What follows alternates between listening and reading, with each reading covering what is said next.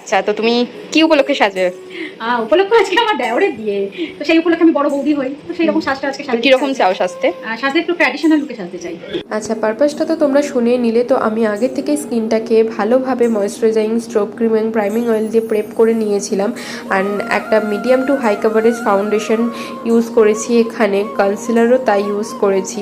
আর আমার কাছ থেকে একটা ভীষণ natural smoky type of glittery I look চেয়েছিল, আমি সেই ওয়াইজই করবার চেষ্টা করেছি, জানি না কতটুকু ফুলফিল করতে পেরেছি। তো তোমরা পরে রিভিউটা শুনে নেবে। আর এখানে স্কিনটাকে দেখো তোমরা কতটা বেশি গ্লোই লাগছে আর কতটা ন্যাচারাল লাগছে, দেখতে ভীষণ ভালো লাগছে। ওভারঅল আমার নিজের এই লুকটা ভীষণ পছন্দ হয়েছে, তোমাদের কেমন লাগলো জানিও। কেমন লেগেছে সেজে?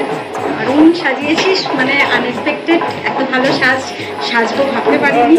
আর নেক্সট তো তোর কাছেই সাজবো, এবং যতবার হবে ততবার তোর কাছেই সাজবো। থ্যাংক